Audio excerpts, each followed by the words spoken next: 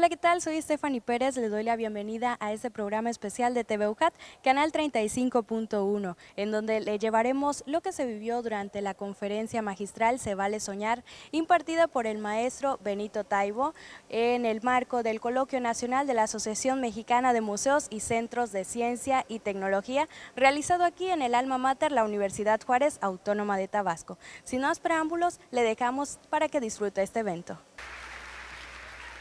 Muy buenas tardes a todos. Es un inmenso privilegio poder estar en Villahermosa y es un...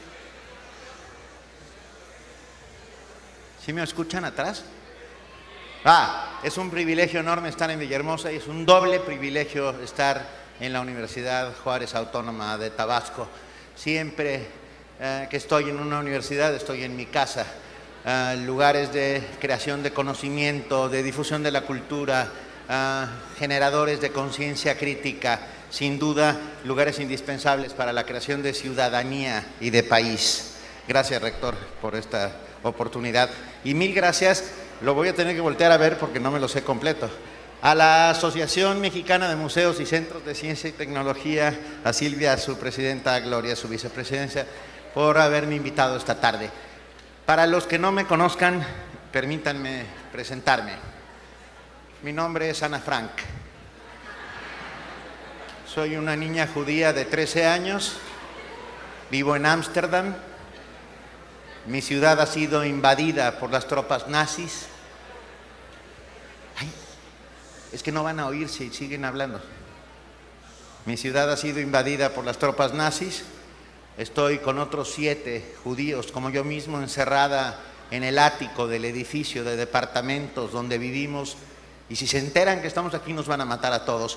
Y por eso estoy escribiendo un diario, para que el mundo no olvide estos terribles tiempos que estamos viviendo, para que todo el mundo recuerde que incluso en las noches más oscuras siempre habrá un rayo de esperanza. Mi verdadero nombre es Sirius Black. No sería Harry porque Harry es muy fresa. Y en cambio Sirius ha escapado 3 veces de la cárcel de Azkaban, los mortífagos le pelan los dientes, es un personaje con el suficiente claroscuro para ser importante personaje de novela. Para ser un buen personaje de novela tienes que tener dentro de ti la luz y la oscuridad, lo bueno y lo malo, los deseos de los mortales y las maravillas de los inmortales. Me llamo Wendy y Peter Pan, que es un cabrón, me trajo a Nunca Jamás con engaños. Les cuento.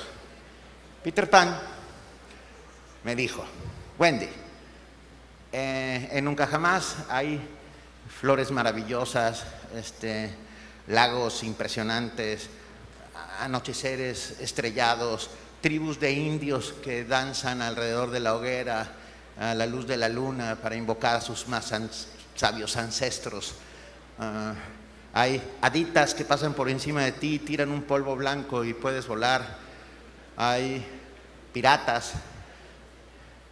Y sonaba toda madre. Pero la neta es que Peter Pan lo único que quería es que yo fuera la mamá de los niños perdidos. Y es esta concepción terrible del siglo XIX en que obligaba a las mujeres a hacer algo, heroínas trágicas, ¿no? A todas les iba de la frutilupis, o mamás de alguien. Afortunadamente el siglo XIX pasó y las mujeres demostraron y siguen demostrando todos los días que valen tanto o más que los hombres porque hacen dobles trabajos muchas veces. Bueno, el caso es que pinche Peter. Me llamo Holmes, Sherlock Holmes.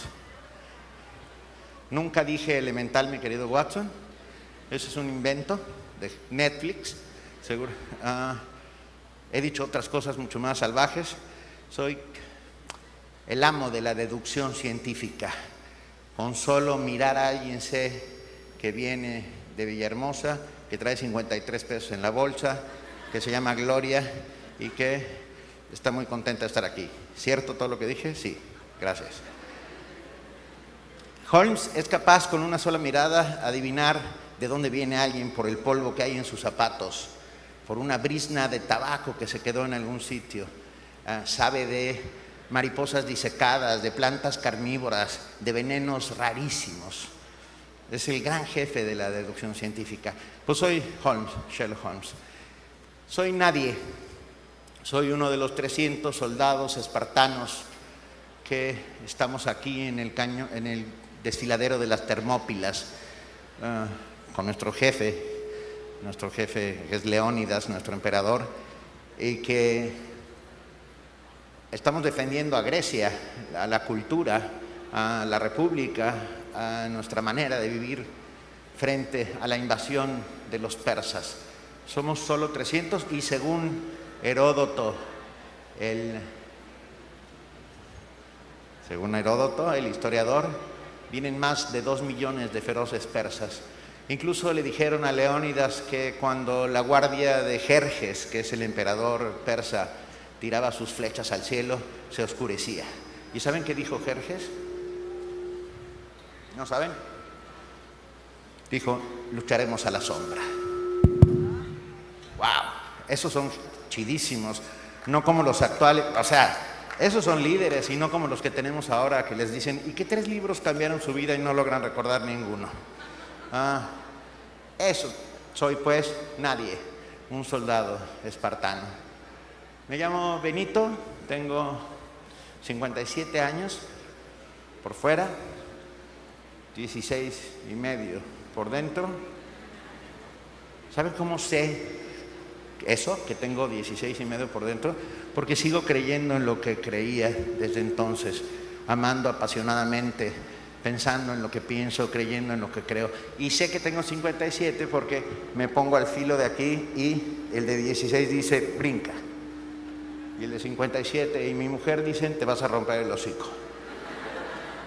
Entonces no brinco, pero sí brinco, estoy todo el tiempo brincando.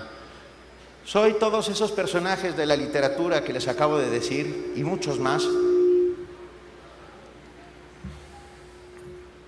Y muchos más. Porque como bien dijo Tomás Eloy Martínez, maravilloso escritor argentino, somos lo que hemos leído o por el contrario seremos la ausencia que los libros han dejado en nuestras vidas.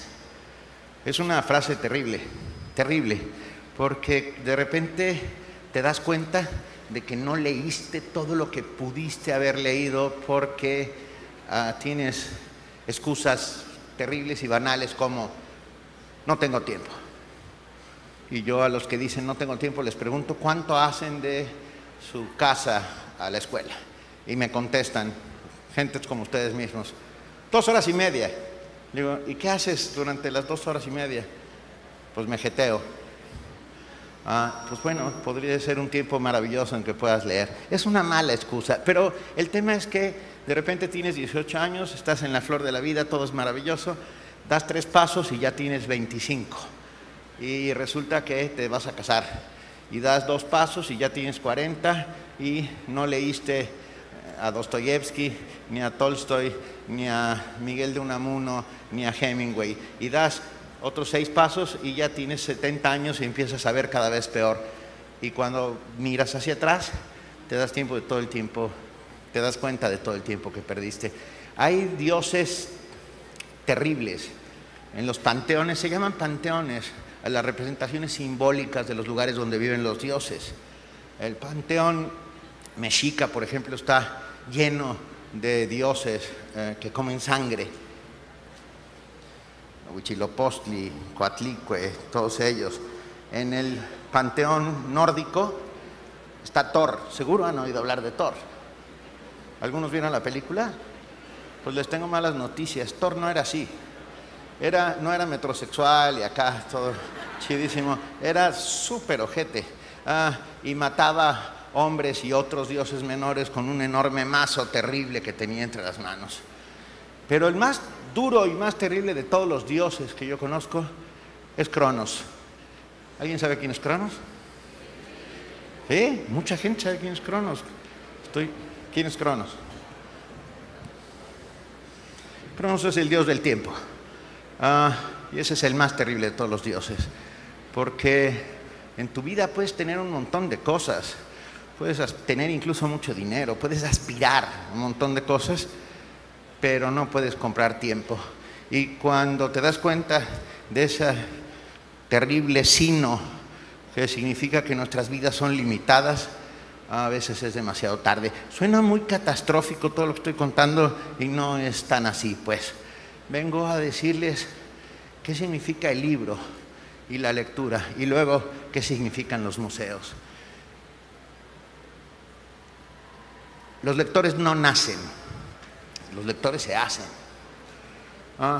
No todos somos lectores. El hábito se adquiere a una edad determinada y te acompaña para el resto de tu vida, o por el contrario no lo adquieres nunca. Y cuando intentas adquirirlo es demasiado tarde.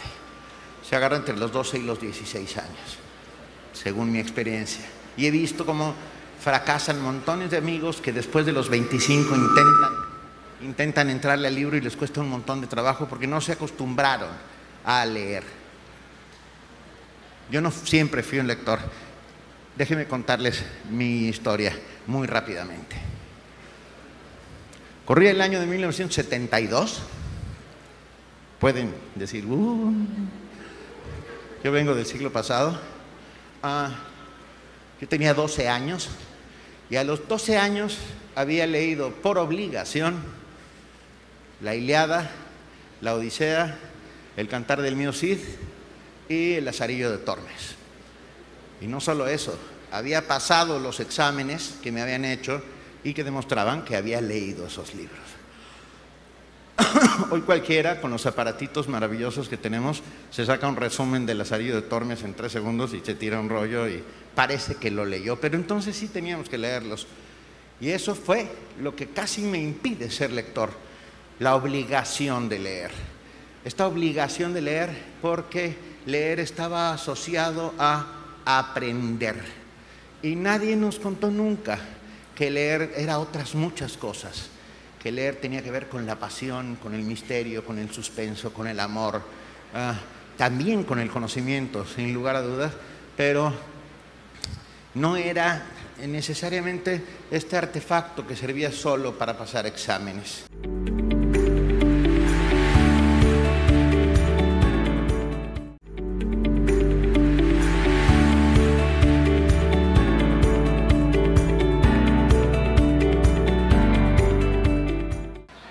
Por lo tanto, pues bueno, la verdad es que yo no quería ver los libros que me ponían en la escuela ni de lejos. Eran muy aburridos, yo no entendía nada. ¿Han intentado leer el Cantar del mío Cid en la versión castellana? O sea, cámara. Entonces ¿eres maestro de literatura? Sí. Hizo así, igual que yo. Ok. Un día llego a clases y el maestro había puesto en el pizarrón el nombre de un libro y dijo, tienen que leer este libro para las 12 años. Tienen que leer este libro para la semana que viene y hacer un resumen de por lo menos 4 páginas. Yo apunté el título del libro, me fui a casa. Mi padre era escritor, periodista, un tipo maravilloso, tenía una biblioteca espectacular. Llegué con mi papelito y le dije, jefe, tengo que leer esto. Y papá me vio como si yo fuera un pulpo que entrara a una gasolinera a pedir que le llenaran el tanque. O sea, con cara de, ¿tienes que leer esto? Y dije, sí. Bueno, sin decir nada, fue hasta un estante, sacó un tomo encuadernado en piel, con letras doradas en su lomo, y me lo puso en la mano. Y yo me fui a mi habitación. Estoy hablando de Tolstoy. Estoy hablando de Guerra y Paz. Yo tenía, ¿todo bien, chicos? De repente se lanzó la banda y me quedé súper... ok, bienvenidos. Guerra y Paz, León Tolstoy. Me fui a mi cuarto y lo primero que hice fue abrirlo por la última página. ¿Alguien tiene idea por qué abrí por la última página? ¿Para ver el final? No, decía fin. Sí, para saber cuántas páginas tenía. Tú hiciste lo mismo, ¿verdad? Y tenía, No, para ver qué se trataban, no, porque el final no dice nada, excepto fin y dos, no entiendes. No, era para ver cuántas páginas tenía. Y tenía 832 páginas. Eso significaba que yo tenía que leer 132.7777 páginas por día y luego escribir un resumen de 3 páginas. Chale. Ni que fuera yo a hacer un doctorado sobre Tolstoy. O sea, era a los 12 años. ¿A quién se le ocurre semejante cosa? Pues a mí, ya hablaré de mi maestro. El caso es que me leí unas 40 y me quedé dormido y tuve feroces pesadillas rusas, porque todo sucedía en Rusia, en el siglo XIX, con un chingo de nieve por todos lados. Yo iba caminando por la nieve hasta aquí de nieve, y 2 cosacos con bigotes enormes, vestidos de rojo, botonaduras de plata, me miraban y con sables me pegaban en las nachas y me decían, ¡lee! ¡lee! Y yo avanzaba penosamente cuando los lobos a la distancia me pelaban literalmente los dientes así. Y en un carruaje súper elegante pasó una mujer rubia, bellísima, con un abrigo de armiño. Me miró, era Ana Karenina, personaje de otra novela de Tolstoy, pero como en los sueños uno nunca decide lo que pasa, bueno, y me miró atentamente y me dijo, no lo vas a lograr, muchacho. Y el tema es que a la mañana siguiente, muy temprano, me pasó lo mejor que le puede pasar a un preadolescente de 12 años al que obligan a leer a León Tolstoy. ¿Alguien sabe qué me pasó? ¿O se imagina? ¿Cómo te pasó lo mismo? Se enfermó, dice, es cierto, amanecí con hepatitis. Y esto no quiere decir que León Tolstoy provoque hepatitis. Esto quiere decir que algo estaba incubándose dentro de mí y yo creo que la angustia de tener que leer 138.4777 páginas por día me la desencadenó. Bueno.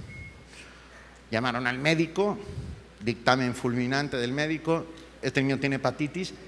Y en 1972, chicos, algunos estuvieron ahí y no me dejarán mentir, porque de repente hablo y siento que vengo de otro planeta. Y me miran así, había teléfonos que discabas. En la tele, prendías la tele y te daba un chingo en encenderse y se ponía una lucecita y iba abriéndose hasta que, bueno, y solamente había 2 canales, o sea que no valía la pena ni siquiera encenderla. El tema es que hepatitis fulminante, este niño tiene que estar por lo menos 1 mes y medio en cama. Y el primer pensamiento que pasó por mi cabeza fue, yes, señor Tolstoy, ahí será para la próxima, se la debo. Déjenme hacer un paréntesis. Y el paréntesis tiene que ver con, no era el momento de leer a León Tolstoy. Lo leí muchos años después y le pedí disculpas para decirle que no era su momento ni era su tiempo. Los libros llegan a tu vida exactamente igual que llega el amor, sin premeditación, ni alevosía, ni ventaja. Un día sucede este intercambio de miradas y hay una chispa y hay un encuentro entre el libro y tú. Y si no lo hay, es posible que no lo haya, porque los lectores tenemos también derechos. Y el primer derecho que tenemos los lectores es a no leer. Parece contradictorio lo que estoy diciendo, pero para adquirir el derecho a no leer, primero tienes que ser lector. Entonces es una trampa dialéctica, ¿va? Entonces sí tienes que ser lector para poder aplicar tu derecho a no leer. El tema es que no era el momento de Tolstoy. Luego me emocioné, me enamoré de él, también de Dostoyevsky, también de Turgenev, de todos los rusos del siglo XIX que son espectaculares. Mi maestro de literatura era una buena persona. Somos amigos hasta el día de hoy. Él ya es un viejito. Y hablamos de literatura muchas veces. A quien no he perdonado es a la Secretaría de Educación Pública, que obligaba a los niños de 12 años a leer a Tolstoy, que es un tema francamente ridículo. Esto afortunadamente ha ido cambiando con el paso del tiempo. Ya no se lee esas cosas por obligación a los 12. Hoy se leen de maneras distintas, con métodos diferentes. Bueno, el tema es que yo tenía mes y medio por delante. Tengo que confesar, mi madre era una mujer muy inteligente, que rápido llamó al médico y me medicaron, pero comía yo todos los días caldo de pollo. Y desde entonces odio al caldo de pollo con todas mis fuerzas. Gracias. Me salieron plumas durante el mes y medio que estuve en cama. Era en la mañana caldo de pollo y en las noches rollitos de jamón. Un sistema muy salvaje para quitar las hepatitis, pero bueno, al tercer día estaba aburrido como una ostra. Ya no, la televisión no había nada que ver, los cómics se acaban muy rápido, nadie me pelaba, y una mañana apareció, voy a hacer una pausa dramática. Una mañana apareció en mi mesita de noche un libro amarillo, que lo miré con absoluta desconfianza, porque dije, seguro me lo mandó el maestro. Y el libro decía, El sabueso de los Baskerville, Sir Arthur Conan Doyle. Yo dije, no debe ser de biología. Vamos a ver. Como no había nada que hacer, me puse a leer. Y empecé a leer a las 8 de la mañana y terminé de leer a las 2 de la mañana del día siguiente. Y déjenme decirles algo, fue una epifanía, el descubrimiento más importante de todos. Me volví lector ese día. Yo tengo un acta de nacimiento que dice que nací el 31 de mayo de 1960. Está firmada por un regente de la ciudad. No sirve para nada. Bueno, sí, sirve para sacar el pasaporte y cosas así. Pero mi verdadera acta de nacimiento dice que yo nací en el febrero de 1972, que es cuando me volví lector. Eso es lo único que soy. Soy un lector que un día empezó a escribir, pero soy un lector y seré un lector el resto de mi vida. Y fue mi padre el que puso el libro en mi cama, junto a mi cama, sin decir absolutamente nada. Este acto de amor que se traslada de padres a hijos, de maestros a alumnos, de guardianes de bibliotecas a aquellos que llegan por primera vez a una biblioteca pública, estatal. Estos lugares espectaculares, maravillosos que contienen al universo. Y ahí fue donde descubrí que el libro es capote de torero, paraguas para el sol y la lluvia, pañuelo para las lágrimas, bálsamo para las heridas, sábana para las mejores noches de amor, cama de clavos para tener las más truculentas pesadillas o almohada de plumas para tener los más chidos sueños. Y leer transforma mi vida para siempre. Y vi cómo transforma la vida de cientos de personas que se atreven a tomar el libro por primera vez y se dejan ir al ritmo de su embrujo, al ritmo del embrujo de las palabras que cuentan historias y que venimos contando historias desde tiempos paleolíticos alrededor de una fogata, solo que hoy las contamos de maneras distintas. El libro, pues, me transformó, cambió mi vida, me hizo ser quien soy y he visto cómo el libro ha cambiado la vida de montones de gentes alrededor mío. Hay estadísticas, hasta hace 10 años, hasta hace 7 años, se decía que en México se leía 1.7 libros por persona, porque nos encanta hacer estadísticas. Yo llevo más de 15 años haciendo esto y estoy convencido de que se lee mucho más de lo que dice, de lo que se desprende de la encuesta. Hoy ya se dice que leemos 4.8, 5 libros por año. Y luego les da a los estadísticos por compararnos con otros países. Es que en España se leen 25 libros por año. Y todo el mundo decíamos, qué cultos los españoles. Sí.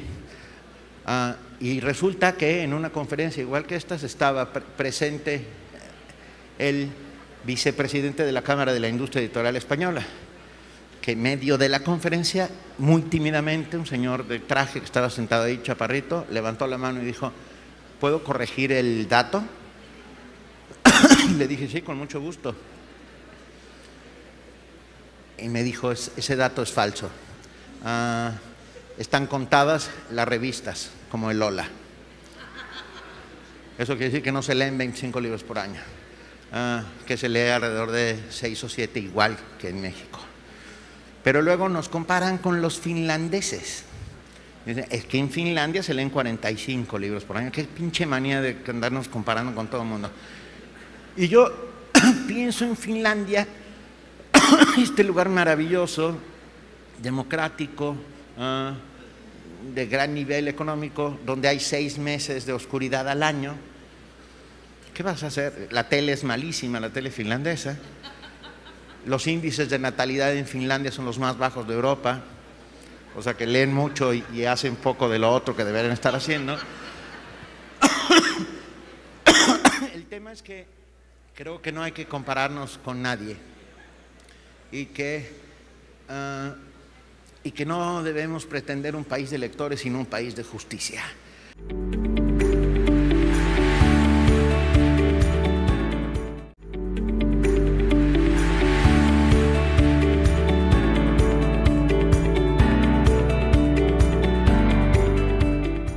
No podemos tener un país de lectores si tenemos 40 millones de pobres, si no tenemos educación para todos, si no tenemos alimentación para todos, si no tenemos servicios para todos. En cuanto tengamos esta condicionante, vendrá la siguiente y entonces sí podremos esperar a un país de lectores. Pero primero necesitamos un país de justicia, en el que la impunidad no sea la clave, sino todo lo contrario. El tema es que, insisto, me volví un lector y es lo que soy y la verdad es que, bueno, luego me volví escritor. A los 13 años llegué con mi padre y le dije, papá, ya sé qué quiero ser. Me miró otra vez como al pulpo y yo le dije, quiero ser lector. Y mi padre, que era un tipo muy inteligente, me dijo, Benito, de eso no se puede vivir. Dije, chin. Pero escucha, me fui a mi cuarto y volví corriendo y dije, ok, si no puedo ser lector, quiero ser escritor. Y mi padre me miró de arriba abajo y me dijo, de eso tampoco se puede vivir. Y sin embargo es lo único que he sido toda mi vida, un lector que escribe. A los 15 habíamos formado ya un club de lectura, un grupo de freaks, ñoños, raros, como yo mismo. Mientras los demás jugaban básquet, no tengo nada contra el básquet. Todos los basquetbolistas de mi escuela eran altos, guapos y altos. Y todas las chicas babeaban por ellos. Y nosotros babeábamos por todas las chicas que babeaban por los basquetbolistas. Y por lo tanto eso era ser un babeadero del infierno infernal. Pero pues ellas no nos pelaban. Ellas veían a los basquetbolistas con mucha atención y era súper deprimente porque nosotros éramos lectores, éramos cultos, pero también teníamos nuestro corazoncito, chinga, y no nos pelaban. Hasta que un día tuvimos un maravilloso descubrimiento. Necesito una voluntaria.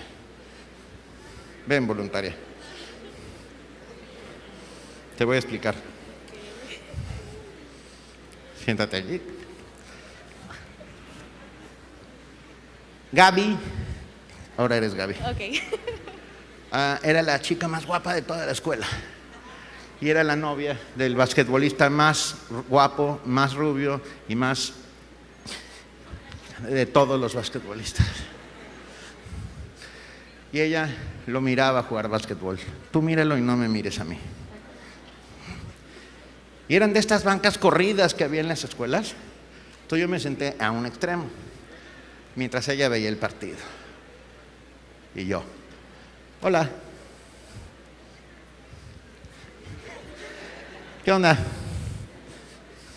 No hay mucha más banca, ¿eh? ¿Cómo van? No me pelaba, pues, hasta que de repente, por mi cabeza, pasó un rayo de luz, una iluminación. Y logré acercarme lo suficiente, sin que ella huyera, para al oído decirle, ven mi amor a la tarde de la nieve y siéntate conmigo a ver el viento. Aunque no estés, mi solo pensamiento es más contigo el viento que va y viene. Tú no te irás, mi amor, aunque lo quieras. Tú no te irás, mi amor, y si te fueras, aun yéndote, mi amor, jamás te irías. Es tuya mi canción, en ella estoy. Y en ese viento que va y viene voy, y en ese viento siempre me verías. Y ella me miró por primera vez en todos los años de escuela. No fue por mí, fue por Rafael Alberti, por el embrujo de las palabras de Rafael Alberti que generaron esta maravilla, que ella me mirara por primera vez como si fuera yo una persona y no uno de los ñoños freaks, gente rara, que leían mientras los demás hacían otras cosas. El tema es que ahí fue cuando descubrimos que literatura mata carita. El descubrimiento maravilloso es que la literatura sirve para ligar. Y así fue como conocí al amor de mi vida, con la cual llevo 27 años casada, gracias a la literatura. Gracias, querido. Es un gusto. Ustedes los que tocan la literatura. Gracias. No, gracias a usted. Gracias. Persona normal. Me acaba de hacer un elogio que no puedo repetir. Gracias. Ya me puse rojo. Sí, por favor. Ese descubrimiento fue espectacular.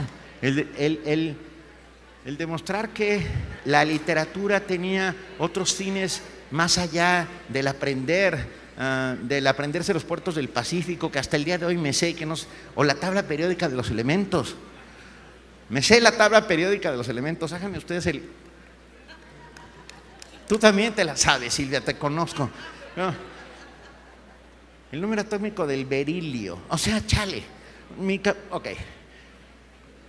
Y cuando descubres que en la literatura está lo mejor de nosotros mismos, que puedes sumergirte en esas páginas y oír el rugido de las balas de cañón pasando por junto a tu cabeza, ver la sangre que sale del enemigo cuando le diste en el pecho con el florete, etcétera, etcétera, etcétera, tu vida, sentir cómo palpita en tu pecho el corazón cuando ves al amor de tu vida pasando por enfrente tuyo.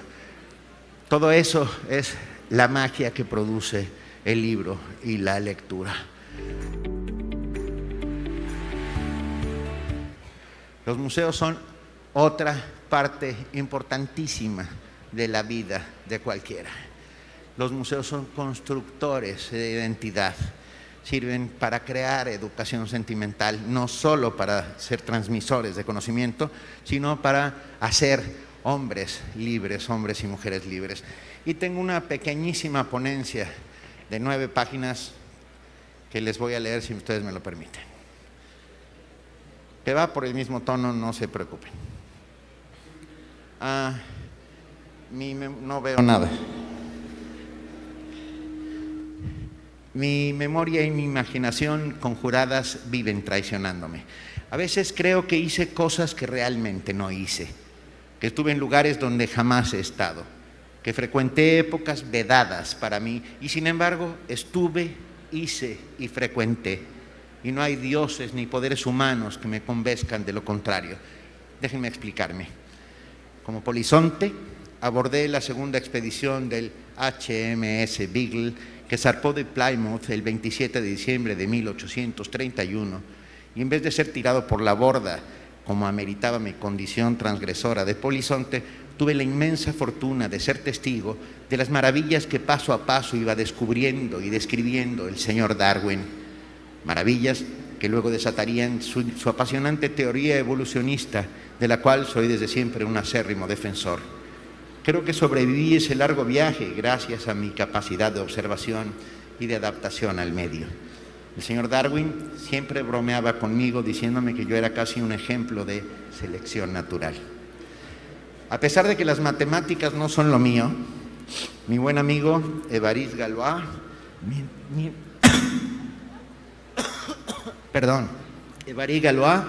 mientras festejábamos con otros republicanos franceses el derrocamiento y exilio de Carlos X en julio de 1830, me explicó brillantemente, y yo entendí medianamente, cómo determinar la condición necesaria y suficiente para que un polinomio sea resuelto por radicales. Fui su ayudante de campo cuando el 3 de mayo de 1832 perdió ese fatídico duelo de espadas con un capitán del ejército, campeón de esgrima, y escuché, como los escucho a ustedes ahora mismo, decirle a su hermano Alfredo: no llores, necesito de todo mi coraje para morir a los 20 años. Tenía 20 años Évaride Galois, el matemático maravilloso, cuando muere en un duelo de espadas. Era todo un personaje y yo honro cada vez que puedo, como ahora mismo, su memoria. Estuve también en el instante preciso, el 1 de mayo de 1893, en que Nikola Tesla bajó el interruptor que iluminó, como por arte de magia, dirían algunos, yo digo que por su brillantez científica, la Feria Mundial de Chicago, mostrando por primera vez al mundo la corriente alterna y sacándonos para siempre de las tinieblas. Era un bromista nato. Tan solo un año antes, provocador e irreverente, se mostraba en exhibiciones públicas y privadas, encendiendo lamparitas sin cables, usando su cuerpo como conductor de la electricidad. Tesla quería, y uso sus palabras, crear un sistema de comunicaciones que convirtiera la Tierra en un inmenso cerebro. ¿Cómo me gustaría que estuviera hoy aquí el señor Tesla viendo ese sueño convertido en una espléndida realidad? Se llama Internet, ese enorme cerebro que comunica al mundo. Ahora, tal vez Tesla también sería sometido al bullying por sus seguidores de Twitter, lo que supongo que no le haría tanta gracia. El 5 de diciembre de 1922 tuve el inmenso privilegio, junto a Howard Carter, de bajar esas míticas escaleras que conducían a la tumba del joven emperador egipcio bañado en oro y que correspondía al nombre de Tutankamón, faraón de la 18ª dinastía, asesinado a los 18 años en el siglo XIV antes de nuestra era. Y cuando horadamos el agujero en la pared para poder ver el interior de la tumba, Carter introdujo primero una vela y después su propia cabeza. Y dijo una frase que sería perpetuada para la historia: veo maravillas. Y era cierto. Diré que sobreviví a ese viaje y a la supuesta maldición del joven faraón, que por lo visto no afecta a los agnósticos como yo, y sin embargo, todos los días veo maravillas. El caso es que, a pesar de dedicarme a las letras, la ciencia y el pensamiento científico me han acompañado desde siempre, y a él me atengo, y gracias a él en ocasiones sobrevivo. Puedo gritar desnudo y feliz por las calles de Siracusa junto a mi amigo Arquímedes: ¡Eureka!, sabedor de que he encontrado. He encontrado lo que siempre pregunto, que siempre las respuestas a mis preguntas están allí, y descubrir simultáneamente y sin un ápice de desilusión que las preguntas sirven también para generar constantemente nuevas y nuevas preguntas, porque finalmente de eso se trata, y eso significa la cultura: crear nuevas preguntas a partir de las primeras preguntas. De que contra todos y contra todo el racionalismo y el sistema de prueba-error acompañen nuestra vida. Saber que uno puede, frente al tribunal de la Inquisición, con la vida pendiendo de un hilo, decir socarronamente que, a pesar de habernos retractado minutos antes, querido Galileo, la Tierra, sin embargo, se mueve, por más oscurantismo y presión que quieran ejercer en nuestra contra. Soy un absoluto partidario del asombro. Creo en esa capacidad exclusiva e inherente al ser humano que nos permite seguir creyendo fervientemente en que lo imposible es posible, y que en la ciencia, sin duda, también hay aventura y también hay poesía. Sirenas, dragones y demonios. Hay niños que al crecer quieren ser bomberos, otros médicos, los que su papá es. Si es abogado, abogado.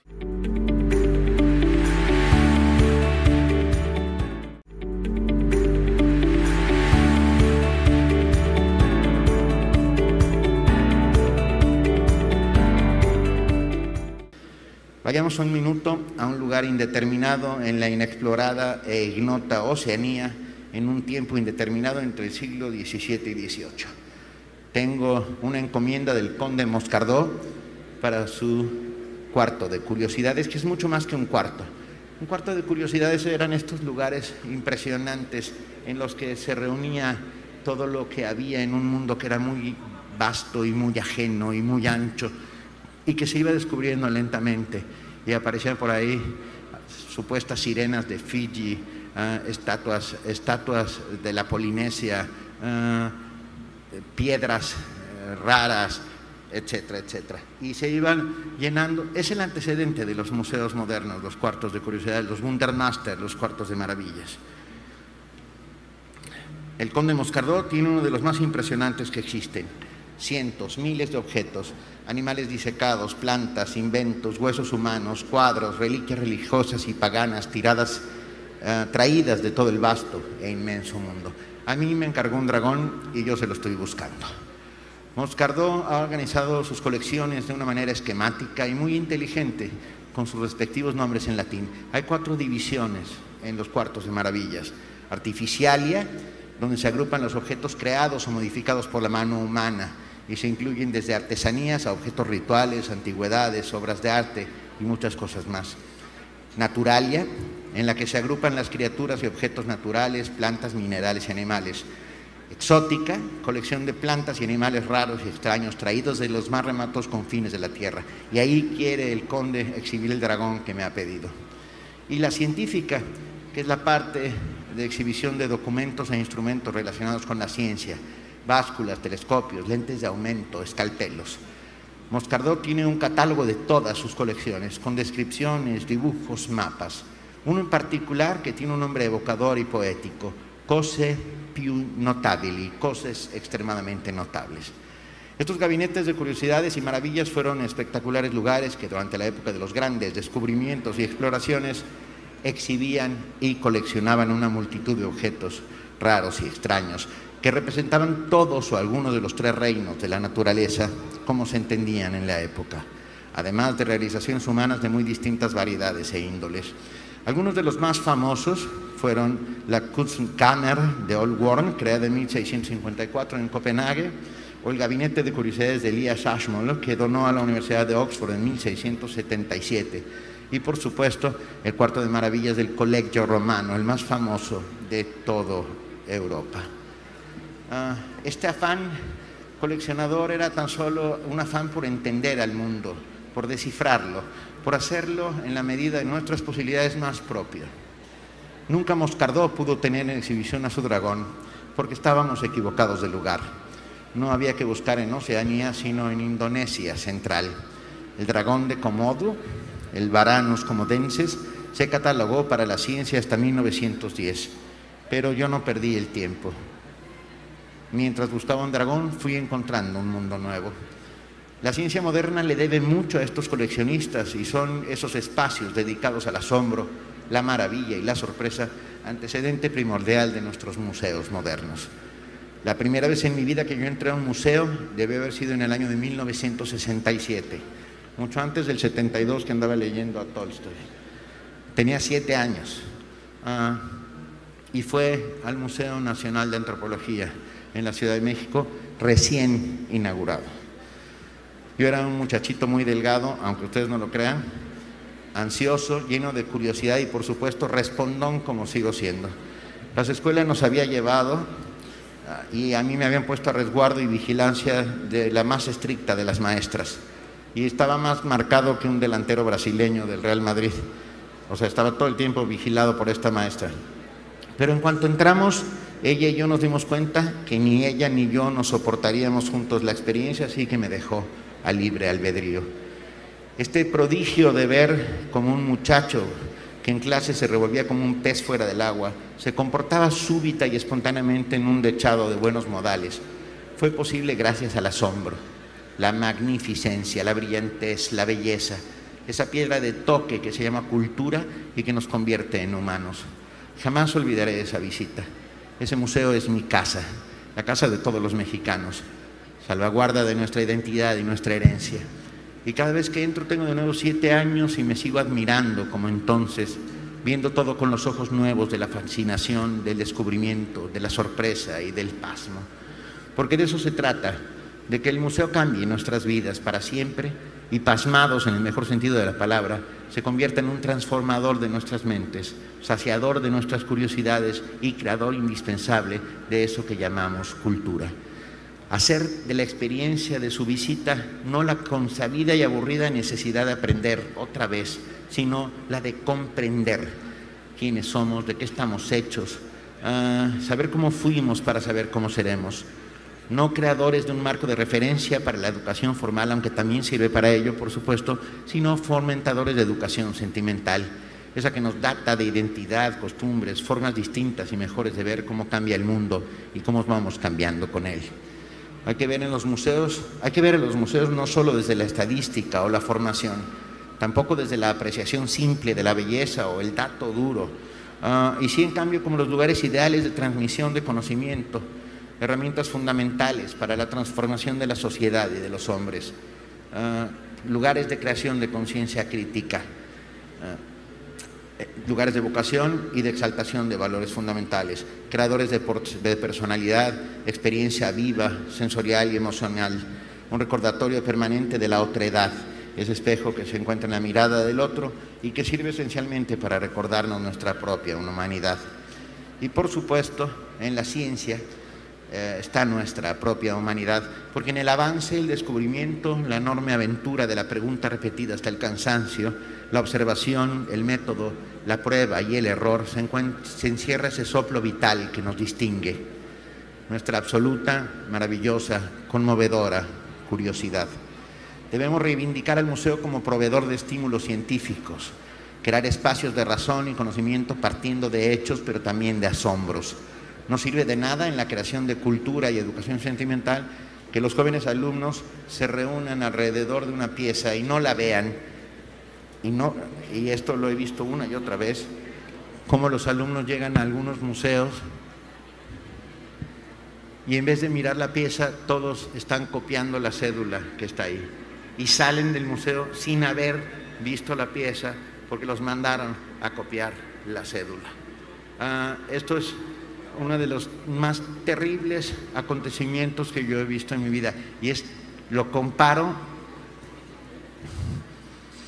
en el Museo del Louvre frente a la Mona Lisa, decenas de personas viéndola a través del lente de su cámara, no en vivo frente a ellos a 1,5 metros de distancia. Me parece bien intentar tener ese recuerdo, pero se perdieron del recuerdo más conmovedor de todos, que era tenerla frente a sus propios ojos y poder contarlo como una experiencia única y asombrosa y maravillosa. Lo que hay que lograr es la interactividad manual, el que el visitante pueda tocar sin que ningún vigilante grite o quiera llamar al 911, y sobre todo que al tocar pasen cosas, ontológica y sensorialmente, que suceda la interactividad mental, no solo la interactividad entre la máquina, el aparato, sino el suceso que transforme la cabeza y haga girar unos engranajes extras que tenemos todos ahí, y donde se perciba después de esta experiencia en quienes entran al museo un antes y un después provocado por la experiencia, hacerlos pensar, cuestionarse, reflexionar, y la interactividad cultural, que es dotar al visitante de experiencia emocional con cargas sensibles y simbólicas. Así haremos del museo un formador y simultáneamente un transformador y una vía más amable para la transmisión del conocimiento. Que el museo sea un proveedor, un provocador vital, que genere más preguntas que respuestas y que en la visita vaya incluido el boleto de ida hacia la maravilla. Las mejores experiencias de mi vida tienen que ver de alguna otra manera con museos. Toqué, porque se puede, el enorme friso asirio que muestra una impresionante cacería de leones comandada por el rey Ashurbanipal en el British Museum, y todavía tengo entre los dedos la sensación de que lo que estaba tocando no era un friso, sino la historia del mundo. Sonreí frente a la Mona Lisa. Y tengo que decir que solo entro a las iglesias por su calidad intrínseca de museos. Jamás me he arrodillado en una iglesia, excepto con una excepción. En Florencia me arrodillé en la iglesia de la Santa Croce, frente a la tumba de Galileo Galilei, que además está junto al mausoleo de Miguel Ángel, con lo cual maté 2 pájaros de un tiro.